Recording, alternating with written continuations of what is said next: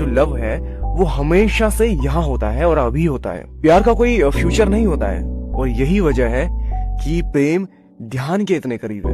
जी हाँ, love meditation के बहुत क्लोज है और ये भी एक बहुत बड़ी वजह है कि मृत्यु भी ध्यान के इतने करीब है, क्योंकि मौत भी यही है और अभी है।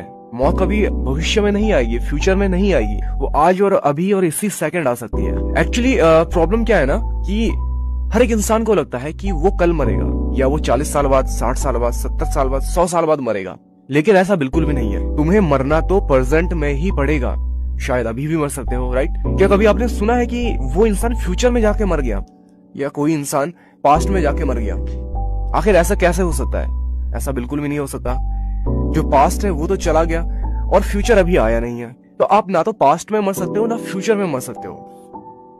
तो इसलिए जो मौत है, जो डेथ है, वो हमेशा प्रेजेंट में होती है और इसीलिए कहते हैं कि मृत्यु, प्रेम और ध्यान, ये तीन चीजें हमेशा प्रेजेंट में घटित होती है।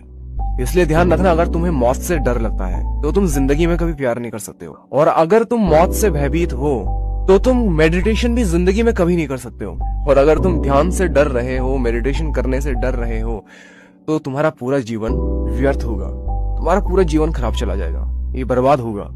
अब मेरे कहने का ये मतलब नहीं है कि आप अगर किसी पर्पस के लिए जी रहे हो तो आपका जीवन खराब हो जाएगा, आपका जीवन पूरा व्यर्थ चला जाएगा, ऐसा बिल्कुल नहीं है। आपका जीवन व्यर्थ इसलिए जाएगा क्योंकि आपने इस जीवन में आनंद की अनुभूति नहीं करी। जी हाँ, आपके अंदर जो हैप्पीनेस होता है, आपने उसका एक्सपीरियंस जिंदगी में कभी नहीं किया, इसलिए आपका जीवन पर्पसलेस होगा, आपका जीवन अर्थहीन होगा।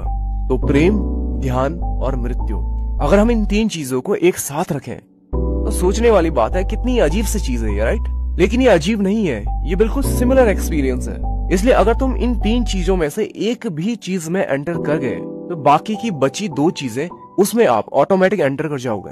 तो भगवान शिव विज्ञान भैरव तंत्र का 10वां सूत्र प्रेम की भाषा से शुरू करते हैं कि प्रिय देवी, प्रेम किए जाने के क्षण में प्रेम में ऐसे प्रवेश करो कि जैसे वह नित्य जीवन हो। आखिर भगवान शिव इस सूत्र के जरिए कहना क्या चाहते हैं? इस सूत्र के जरिए कहना क्या चाहते हैं? इस